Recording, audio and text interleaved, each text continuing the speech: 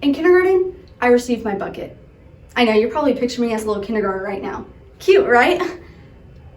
But when I was in kindergarten, Miss Davis gave our class our buckets. You've probably heard this bucket analogy before. The fuller your bucket was, the happier you were. And honestly, I believed my teacher. I believed my teacher about these buckets for 6 years, until I got to middle school. I realized that not as many people tried to fill each other's buckets as much as they had in the past, especially the girls. And as a result, I did the same. Ladies, we have a major issue that we can no longer stay silent about. Women around the world are continuously, day by day and hour by hour, being judged, belittled, degraded, and much, much worse. But not by who you would think. If you're thinking men, you're wrong. Well, okay, you're right in a way, but okay, yes, we do have an issue with how men treat women in today's society, but I'm gonna let the guys off the hook, but just for right now, because we have a bigger issue at hand. The ones treating women so poorly is in fact women. I know, it may sound crazy, but ladies, tell me, how many times have you seen a group, gone out to the mall and seen a group of girls walking in a direction, looking at you occasionally, maybe laughing, talking amongst themselves, and you got worried and thought, are they talking about me? Realistically, you know deep down they weren't, but what would make you think that in the first place? We already have an issue with how men treat women. We don't need to make it a habit amongst other women too. We must see each other as our allies rather than our enemies. Girls around the world are putting other girls down rather than lifting them up. First, let's talk about how easy it can be to empty someone's bucket. I cannot tell you how many times I have seen a girl put another girl down just for doing something that she truly enjoys. When a girl who, according to society, didn't fit their role of the beauty standard, one day expressed how confident and beautiful she felt, many were quick to agree and compliment her, as they should. However, when a girl who, again, according to society, did fit these roles of this beauty standard, did the same exact thing, her comments were different. People were telling her to quiet down, stay humble, or to have some respect for herself. I'm sorry, but who's going to tell me that when I feel beautiful and confident, I have no self-respect? Why is there such a double standard? Everyone has insecurities, whether they show it or not, and we must stay mindful about that. See, today's beauty standard tells women that we must wear makeup, but not too much. You don't want to look like you're trying too hard. Also, your waist should stay small, but not too small. So, don't overeat or anything, but you don't want to look like a skeleton, do you? These words are said to many women around the world, and honestly, they leave a harsh and harmful impact. An article of the Journal of Experiential Education by Dr. Nigel Whittington explained how the harmful effects of trying to fit in with today's beauty standard. Researchers in girls' development argue that adherence to traditional femininity silences girls, and consequently, adolescent girls lose their vitality, their resilience, their immunity to depression, their sense of themselves, and their characters. By telling a girl she must fit in with these roles of this standard, it can have really harsh effects, and depression being just one. Femininity, attributes regarded as characteristics of a woman. Not what she does or what she looks like or what she wears, but what she does.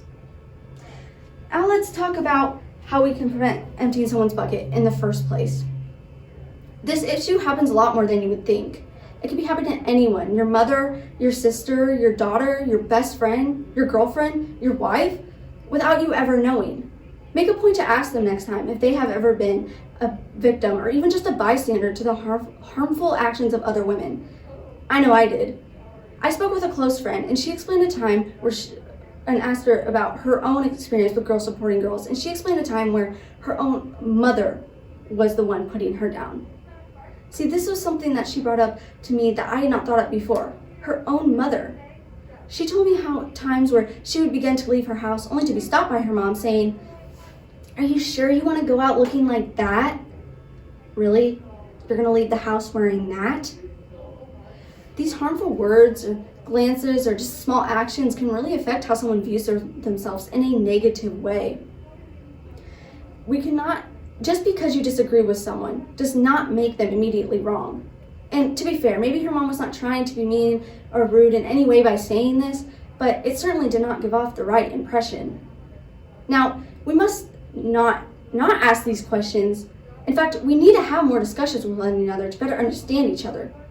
For example, let's say a mother and her young child walk into a grocery store, and as they go in the checkout line, the child sees a woman wearing a hijab. Curious as to what she is wearing, when the child asks their mother what it is, the mother shushes the child out of fear of coming off offensive. By doing this, the mother closes down any potential learning experience to get to know one another. Instead of doing this, the mother could instead say, yes, it is lovely what she was wearing. If you have any questions, would you like to ask her about it?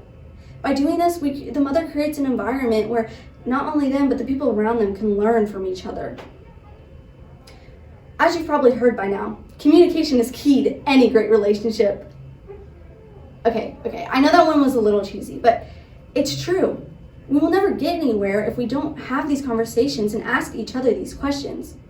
Likewise, we must be able to own up to our own actions, and by doing this, we can prevent ourselves from emptying out someone's bucket in the first place. I sat down with another friend, and she explained a time where she was the one putting another girl down. She shared how one year at school, her and her friends made fun of a girl just because of what she wore. So when it came time to sign yearbooks, my friend did something truly awful. In one part of this girl's yearbook, my friend wrote something nice with her right hand. However, in another section, with her left hand as to go unrecognizable, my friend wrote some truly hurtful words about this girl. Afterwards, when she went running to her friends to tell them about the experience, they praised her for what she did. Unfortunately for my friend, her actions did have consequences. She began being harassed by this girl. She would receive phone call after phone call from this girl saying that her and her friends would jump my friend one day after school. Struck with fear, my friend reasonably went to her mother, and you know what her mom said? That's too bad. You should have been nicer. You've made your bed. Ought to go lie in it. See, my friend started making fun of this girl and would begin eventually being jumped by her and her friends, all because she disagreed with what she wore. Now, I do have more respect from my friend for sharing the story with me, because not very many people would be able to own up to their actions like this. And we can realize a great learning lesson from this. We should not judge others and get mad at them for something that they can't control. And before we comment on other people for stuff that we disagree with that they're doing, we should think to ourselves, is this going to hurt me or others? And if the answer is no, then we should just leave them be. For example, a girl wearing a tank top on a 100-degree day, is this going to hurt anybody? Yes or no? If you said no, you would be correct. A girl wearing a tank top so she can stay cool on a hot day is not going to hurt anybody. Okay, next example. Someone not wearing a mask in a grocery store in a global pandemic. Will this hurt anybody? Yes or no? If you said no again, of course this will hurt other people. By not wearing a mask, this person could spread disease and infect other people, which in some cases could lead to death. So, before you comment, think to yourself, is this going to hurt me or others? And if the answer is no, then just leave them be. Alright, let's look back at what we learned. We know the harmful effects of emptying someone's bucket can lead to such things as starvation, depression, and more. But we also know how to fill it up. By thinking before we speak, we can prevent ourselves from tipping out other people's buckets when they didn't do something harmful in the first place. We also know how to prevent ourselves from emptying someone's bucket in the first place. We can take accountability for our actions and hold each other accountable. See, we must not keep telling women their own worth, because it differs from person to person. A girl who wears a lot of makeup can still have the same amount of worth as a girl who wears little makeup. Whatever makes you feel beautiful and confident in yourself, you should be able to do, and do it freely without judgment from other people. And if you're a teen like me, you must hold your peers accountable. Same goes with if you're a mother, a grandmother, a teacher, or anything in between. The solution starts with all of us working together in order to fix this issue. And if you're a guy, don't think you don't have a bucket either. We all have buckets. So let's work together to fill each other's up. Thank you.